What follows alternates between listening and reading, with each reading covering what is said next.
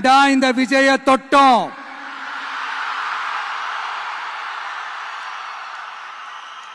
ஏண்டா விஜய் கூட இருக்கிற அந்த மக்களை தொட்டோம்?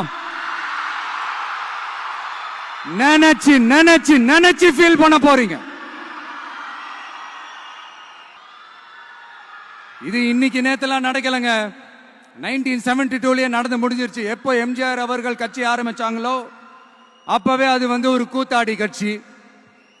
எப்போ எம்ஜிஆர் அவர்களுக்கு பின்னாடி அத்தனை மக்கள் திரண்டு நின்னாங்களோ அப்பவே அது ஒரு கூத்தாடி கும்பல். நடிகர் கட்சி நடிகர் கட்சி நடிகர் கட்சின்னு சொன்ன ஒருத்தர் அதுக்கப்புறம் எம்ஜிஆர் கூடயே போய் சேர்ந்துட்டாரு. இன்னொருத்தர் இவரெல்லாம் ஒரு ரவுண்டு தாங்க வருவாரு, ரெண்டாவது ரவுண்ட்லாம் காணாம போயிடுவாருன்னு சொல்ல இன்னொருத்தர் அதுக்கப்புறம் போய் எம்ஜிஆர் கிட்டே போய் சேர்ந்துட்டாரு. சோ இந்த மாதிரி இவங்க ரெண்டு பேர் மட்டும் இல்ல, ஒட்டுமொத்த தமிழ்நாட்டு மக்களும் எம்ஜிஆர் அவர்கள் கூட தானே போய் சேர்ந்தாங்க.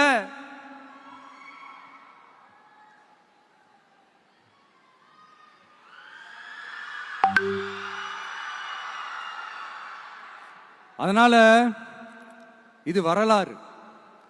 இந்த வரலாறு நம்மளை விட அவங்களுக்கு இன்னும் நல்லாவே தெரியும். அதனாலதான் பாத்தீங்கன்னா 53 வருஷமா அதே கதறல்கள். கூத்தாடி கூத்தாடி கூட்டம், நடிகர் கட்சி நடிகர் கூட்டம். இப்படி மர்மயோகின்ற ஒரு படத்துல அவருடைய கேரக்டர் பேர் கரிகாலன். அதுல ஒரு சூப்பர் டயலாக் ஒன்று சொல்லியிருப்பாரு.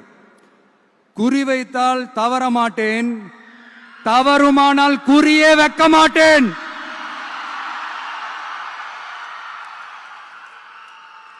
இதெல்லாம் யாருக்கு சொல்றோம் எதுக்கு சொல்றோம்னு புரிய வேண்டியவங்களுக்கு புரிஞ்சா நல்லா இருக்கும். ஏண்டா இந்த விஜய தொட்டோம்?